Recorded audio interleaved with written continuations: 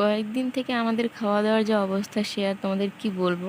যাদের বাড়িতে এরকম ঘটনা ঘটে তাদের খাওয়া দাওয়ার কীরকম হবে, কিন্তু এভাবে আর কতদিন চলবে? নিজের শরীরের দিকটা তো দেখতে হবে, তাই না? তো এই কারণেই আজকে বাবাকে একটু মাংস আনতে বলেছিলাম। আমি, বাবা, সোনুর বাবা খাবো বলে।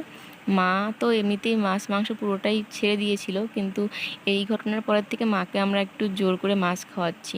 কারণ খাওয়া দাওয়া যদি বন্ধ হয়ে যায় তাহলে আর কী হবে বলো, শরীরে কীভাবে চলবে? এর জন্য এই জোর করে মাছটা খাওয়ানো, তো একটু শরীরে শক্তিটা ধরো পাবে। তো হচ্ছে এদিকে বাবা আবার শিঙি মাছ এনেছে পুরো জ্যান্ত জ্যান্ত, তো দিদা হচ্ছে এগুলো কাটছে আর আমি এদিকে রান্না করছি।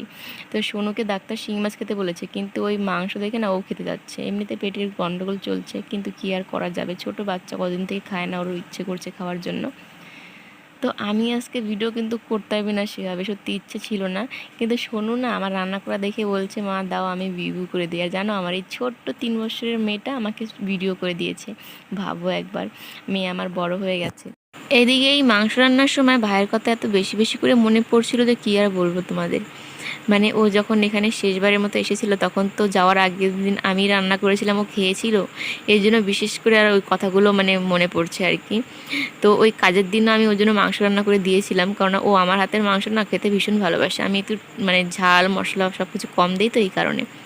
তো দেখো, এই আমার ছোট্ট সোনু আমাকে এতক্ষণ ভিডিও করে দিল, আর এখন দেখো কি করছে, বম্মাকে হাওয়া করে দিচ্ছে। আমি বললাম যে বম্মাকে হাওয়া দিচ্ছ, গরম লাগছে বলে, বলে না না মাছের মধ্যে মাছি ধরছে, এই জন্য মাছিগুলোকে ভাগাচ্ছি।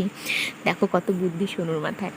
তো এই দেখো, একদম খুবই অল্প পরিমাণে মাংস, আমরা এই 2-3 জন খাবো আর কি, এর জন্য।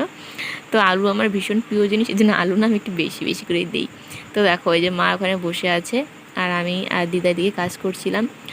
তো সোনু তো দুষ্টামি করে যাচ্ছিলো, কি আর বলবো।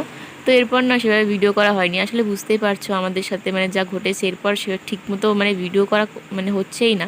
তো এখন এই সন্ধ্যাবাতির টাইমে আমি আর মা একটু শুয়েছিলাম খাটিয়ার উপরে, তো সন্ধ্যাবাতি লেগেছে। আমি মাংস খেয়েছি, এই জন্য সন্ধ্যাবাতি দেবো না, মাকে বললাম তুমি দাও। তো মা আবার তখন গীতা শুনছিল মোবাইলে। তো চলো, এই একটা ছোট্ট ভিডিও তোমাদের সঙ্গে শেয়ার করলাম, ভালো লাগলে লাইক করে দিও, পাশে থেকো, দেখা হবে নতুন ব্লগে।